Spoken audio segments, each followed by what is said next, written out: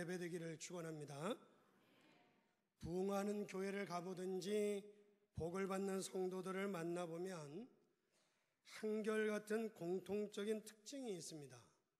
한마디로 이야기하면 기쁨과 감사가 그 입에서 넘쳐나는 것을 찾아볼 수 있습니다. 저는 우리 교회 성도님들의 입에서도 이러한 고백이 나오게 되기를 간절히 소망합니다.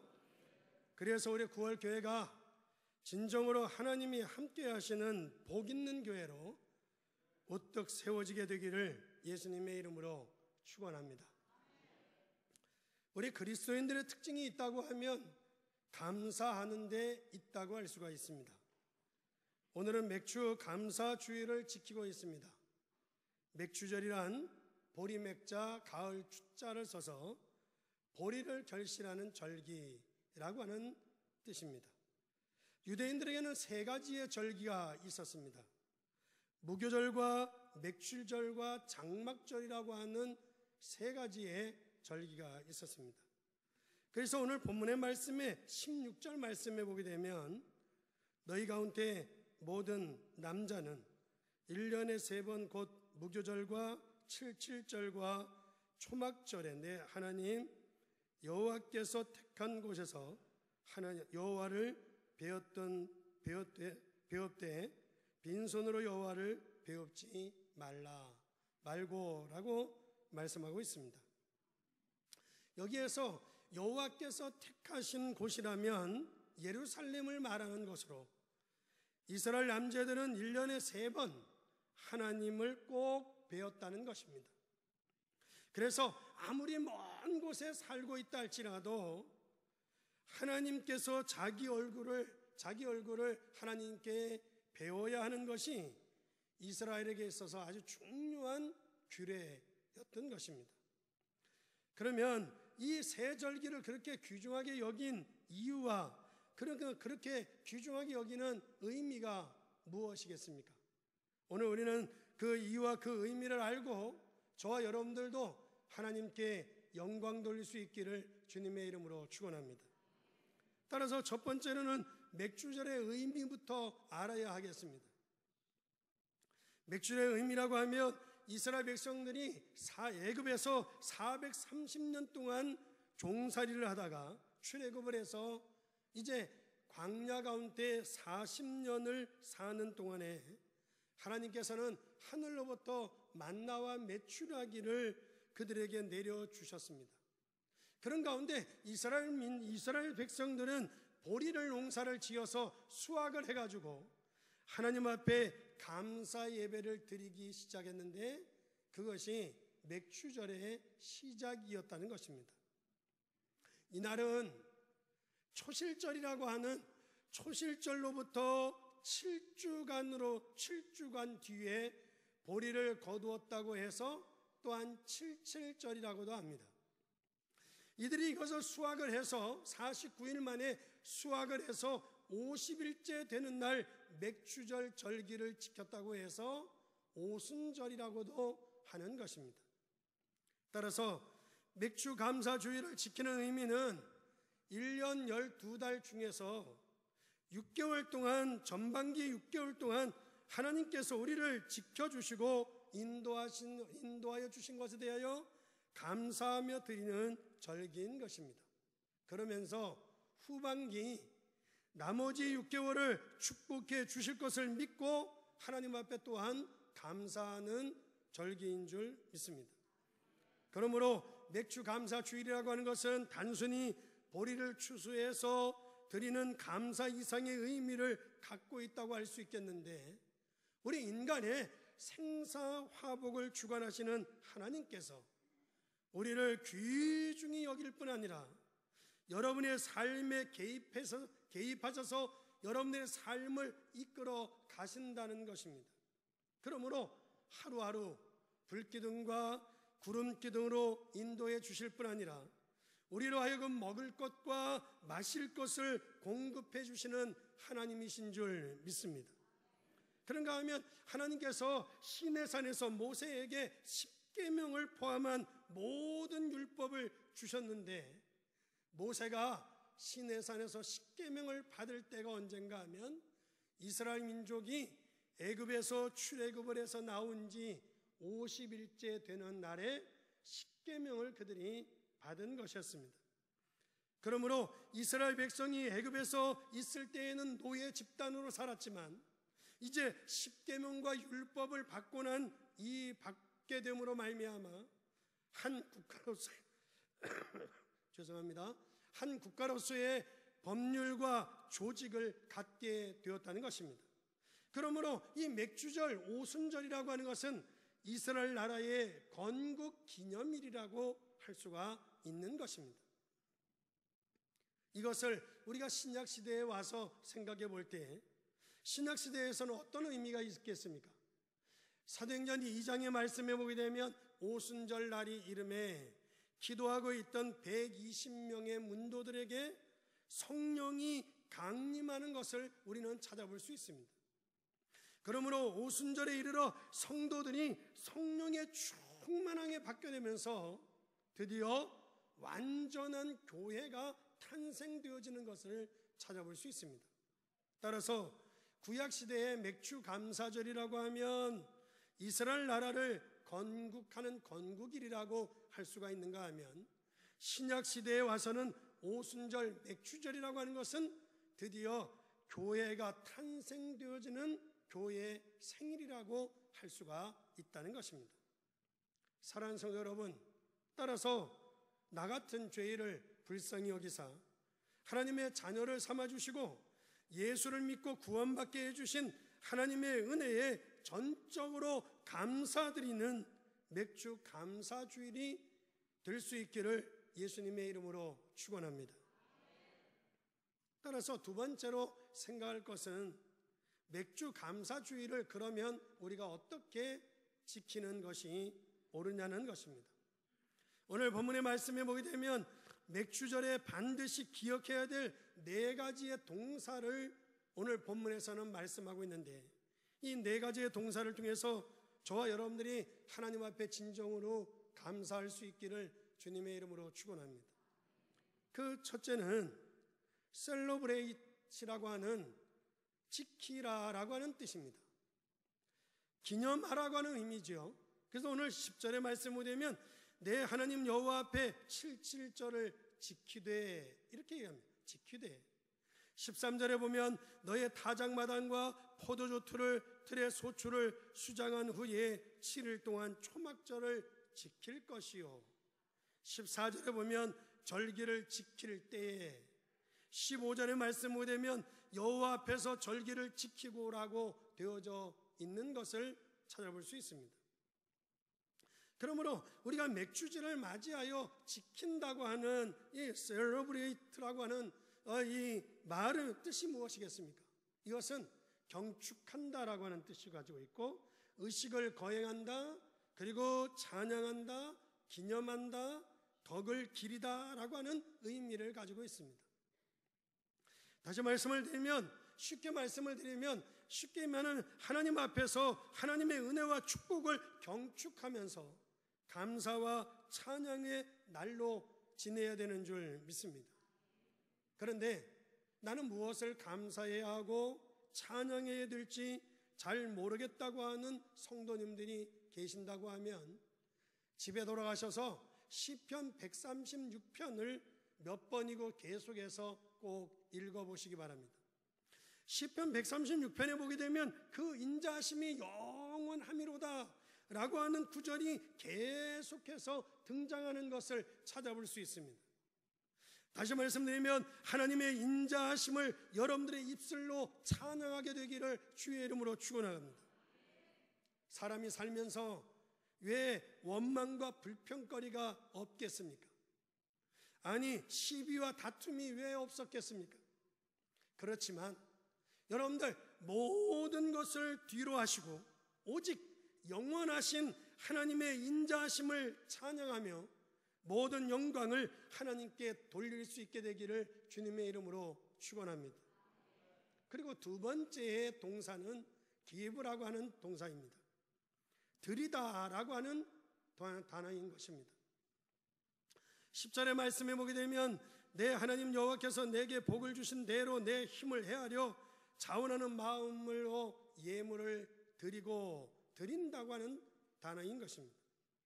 16절의 말씀과 같이 내 하나님 여호와께서 택하신 곳에서 여호와께 보이되 빈손으로 보이지 말고 여호와께 빈손으로 보이지 말라라고 말씀하신 것입니다. 17절의 말씀 보게 되면 각 사람이 내 하나님 여호와의 주신 복을 따라 그 힘대로 물건을 드릴지니라 라고 말씀하고 있습니다. 따라서 하나님이 여러분들에게 복을 주신 대로 또 여러분들이 자원해서 여러분들의 힘대로 여러분들이 드리라고 하는 단어인 것입니다.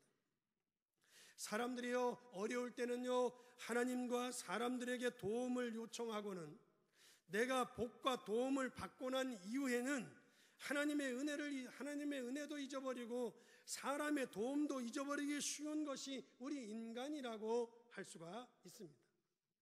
따라서 신명기 6장 11절 말씀을 보게 되면 내가 채우지 아니한 아름다운 물건을 가득한 집에 얻게 하시며 내가 파지 아니한 우물을 얻게 하시며 내가 심지 아니한 포도원과 감람나무를 얻게 하사 너로 배불리 먹게 하실 때에 너는 조심하여 너를 애굽 땅 종되었던 집에서 인도하여 내신 여호와를 잊지 말고 라고 말씀하고 있습니다. 그러므로 사랑하는 성도 여러분, 하나님께서 우리에게 베풀어 주신 하나님의 은혜를 잊지 말고 저와 여러분들이 의식적으로라도 감사를 하는 것이 배응망덕에 대한 치료책이라고 할 수 있다는 것입니다. 그러므로 우리가 어떻게 하나님께 드려야 되겠습니까? 오늘 본문의 말씀에 보면 첫 번째로는 내게 주신 복을 기억하고 하나님께 드리라는 것입니다. 하나님께서 전반기를 지켜주신 하나님의 은혜를 생각하면서 하나님 앞에 우리는 감사할 수 있기를 주의 이름으로 축원합니다. 그러면서 말씀하시기를 자신의 힘을 헤아려 드리라는 것입니다.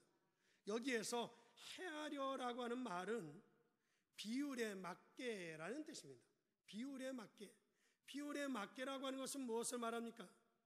잘 사는 사람은 송아지를, 그보다 못한 사람은 양을, 그보다 더 가난한 사람은 비둘기를, 그보다 너무너무 가난한 사람은 밀가루를 하나님 앞에 드리는 소재를 말하는 것입니다. 그러므로 한 사람도 빠짐없이 빈손으로 나오지 말되 자기가 하나님께 받은 복의 비율대로 드릴 수 있는 힘을 따라 하나님 앞에 드려야 된다는 것입니다. 그러면서 자원하는 마음으로 드리라고 또 말씀하고 있습니다. 헌금이라고 하는 것은 강요를 받아서 할 수 없이 내는 것은 결코 아니라는 것입니다. 자발적으로 그리고 우리가 원해서 드리는 것입니다. 고린도후서 9장 7절의 말씀을 보게 되면 각각 그 마음에 정한 대로 할 것이요 인색함으로나 억지로 하지 말지니 하나님은 즐겨내는 자를 사랑하시느니라. 믿으시면 아멘. 사랑한다는 말은 여러분들을 구원해 주신다는 말이요 여러분들을 축복하신다는 말이요 하나님이 여러분들을 붙들어 주실 줄 믿습니다. 고린도후서 8장 2절의 말씀을 보게 되면 바울이 마게도냐 교회를 칭찬하면서 환난의 많은 시련 가운데서 저희는 넘치는 기쁨과 극한 가난이 저희로 풍성한 연보를 넘치도록 하게 하였느니라 라고 말씀하고 있습니다. 그러므로 사랑하는 성도 여러분, 우리가 하나님께 받은 복을 기억하면서 비율대로 그것도 자원하는 마음으로 하나님께 감사 예물을 올려드릴 수 있는 저와 여러분이 될 수 있기를 주의 이름으로 축원합니다. 그리고 우리는 세 번째로 생각해야 될 동사는 무엇인가 하면 rejoice라고 하는 말입니다. 이것은 기뻐하다, 즐거워하다라고 하는 말입니다. 11절의 말씀을 보게 되면 내 하나님 여호와 앞에서 즐거워할지어다 그랬습니다. 14절의 말씀도 보게 되면 함께 연락하라 라고 말씀하고 있습니다. 15절의 말씀을 보게 되면 너는 온전히 즐거워할지어다 라고 말씀하고 있는 것입니다. 하나님께서는 여호와께서 그 이름을 두려고 택하신 곳에서 모여서 함께 즐거워하라고 말씀하고 있습니다. 이것은 예루살렘 성전을 말하는 것이요, 오늘 모인 우리 이 자리에 모든 성도들로 하시는 말씀인 줄 믿습니다. 따라서 저와 여러분들이 함께 즐거워할 수 있는 축복의 시간이 되어져야 될 줄 믿습니다. 인도 힌두교에서 기독교로 개종한 선다싱이라고 하는 사람이 있습니다. 이 선대승이라고 하는 수도사가 어느 날 동료 수도사와 함께 아주 추운 겨울날에 산을 넘어 저 수도원을 향하여 가고 있었습니다. 가는 길에 길거리에 추워서 얼어서 쓰러져 있는 사람을 발견하게 됐습니다. 그러자 한 수도사가 얘기합니다. 저 사람은 저 사람의 운명이니 우리가 저 사람을 관여할 거 아니고 우리의 갈 길을 빨리 가자고 그렇게 이야기합니다. 그러나 선다싱은 이렇게 얘기합니다. 아닙니다. 하나님께서 이 길을 지나게 하신 것은 저 사람을 도와주라고 하나님이 우리를 이 자리에 이곳을 지나게 하셨다고 생각합니다. 그러면서 그 배고프고 힘들고 어려운 가운데 있으면서도 선다싱은 그 사람을 등에 업고 그리고 그 산을 넘어 걸어가고 있었습니다. 먼저 그 사람의 운명에 맡기라고, 그리고 우리는 우리의 갈 길을 가자고 먼저 걸어갔던 한 수도사는 선다싱이 땀을 흘리며 죽을 힘을 다해서 그 사람을 얻고 걸어가던 중간에 가다 보니까 그 사람은 혼자 가다가 너무 춥고 배가 고파 그만 쓰러져 얼어서 죽어 있는 것을 발견하게 되었다는 것입니다. 이후에 선다싱은 인생에 있어서 가장 어려운 것이 무엇입니까? 라고 질문할 때마다 선다싱은 그렇게 얘기했다고 합니다. 내가 지고 가야 할 짐이 없을 때가 가장 어려울 때입니다 라는 얘기를 했다고 합니다. 사랑하는 성도 여러분, 여러분들이 지고 가야 될 짐이 무엇이 여러분들 무거운 짐이 여러분들에게 있습니까? 너무 힘들고 너무 어려워서 정말 원망과 불평으로 견딜 수 없이 모든 것을 다 내려놓고 싶으신 분들이 있습니까? 여러분들 그 모든 일들을 여러분들이 즐거워할 수 있기를 주의 이름으로 축원합니다. 그래서 오늘 본문의 15절에 내 하나님 여호와께서 택하신 곳에서 성전을 말하는 것이요 우리 공동체를 말하는 것입니다. 너는 7일 동안 내 하나님 여호와 앞에서 절기를 지키고 내 하나님 여호와께서 내 모든 물산과 내 손을 댄 모든 일에 복을 주실 것을 인하여 너는 온전히 즐거워해라. 믿으시면 아멘. 그래서 여러분들 어려운 짐이 있다 할지라도 그걸 지고 하나님께서 나를 복 주실 줄 믿고 온전히 즐거워할 수 있기를 주의 이름으로 축원합니다. 오늘 우리는 복 주심에 하나님 앞에 감사하시기를 축원합니다. 그리고 후반기에 우리에게 복을 주실 것을 믿고 감사할 수 있기를 주의 이름으로 축원합니다. 우리가 뒤돌아보아도 전혀 감사할 것도 기뻐할 것도 없다고 생각할 수 있는 사람들에게도 하나님은 말씀하십니다. 미래에 축복이 올 것을 믿고 온전히 즐거워하라는 것입니다. 믿으시면 아멘. 마지막 4번째 동사는 뭔가 하면 remember라고 하는 단어인 것입니다. 이것은 기억하라라고 하는 말인 것입니다. 12절 말씀에 오게 되면 너는 애굽에서 종되었던 것을 기억하고 이 규례를 지켜 행하라는 것이었습니다. 맥주절에 우리가 애굽에서 종되었던 곳에서 해방되어진 것을 기억하고 감사하는 절기라는 것입니다. 신약적인 의미에서는 어떤 것입니까? 우리가 마귀로부터, 아멘, 멸망으로부터 지옥의 권세로부터 해방을 받고 죄사함을 받아 천국 가게 된 것을 우리는 감사할 수 있기를 주의 이름으로 축원합니다. 그러므로 우리가 구원을 받아 하나님의 자녀가 되었다고 하는 것은 감사하지 않을 수 없다는 것입니다. 따라서 저와 여러분들이 지키라, 드리라, 그리고 즐거워하라, 기억하라고 하는 이 네 가지의 동사를 여러분들 꼭 마음에 기억하시면서 세상을 살아가시기를 주의 이름으로 축원합니다. 결론으로 말씀을 드립니다. 2016년 6개월 동안 하나님이 지켜주신 줄 믿습니다. 하나님께 감사하시기를 주의 이름으로 부탁합니다. 이제 후반기 6개월에 하나님께서 더 큰 은혜와 축복을 주실 것을 믿고 기뻐하며 즐거워하는 마음으로 하나님께 감사할 수 있는 저와 여러분이 되어야 될 줄 믿습니다. 사랑하는 성도 여러분, 하나님께서는 진정 하나님께 감사하는 자에게 복을 주십니다. 유명한 설교가 크리소스톰은 말하기를 죄는 오직 한 가지인데 그것은 감사하지 못하는 것이다 라고 말을 했다고 합니다. 우리가 하나님의 은혜를 깨닫고 하나님께 감사를 드릴 때 하나님께서 가장 기뻐하시는 줄 믿습니다. 하나님의 천상 보좌를 움직이시고 하나님의 복이 우리의 삶 가운데 임하는 비결은 진정한 감사를 드릴 때인 줄 믿습니다. 시편 50편 23절에 감사로 제사를 드리는 자가 나를 영화롭게 하나니 그 행위를 옳게 하는 자에게 내가 하나님의 구원을 보리라. 구원을 보리라는 겁니다. 이 말은 다시 말씀드리면 하나님이 여러분들을 붙잡아 주실 줄 믿습니다. 하나님이 여러분들을 지켜주시고 하나님이 여러분들을 인도해 주실 줄 믿습니다. 그러므로 감사가 없는 예배는 온전한 예배가 될 수 없으며 하나님을 영화롭게도 할 수 없다는 것입니다. 사랑하는 성도 여러분, 범사에 감사하는 삶이야말로 하나님께 복을 받는 비결인 줄 믿습니다.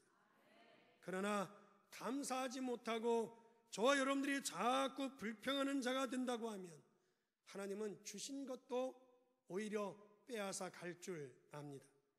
여러분 모두가 가장 축복받는 사람이 되려고 하면 가장 많이 감사하는 사람이 되시기를 바랍니다.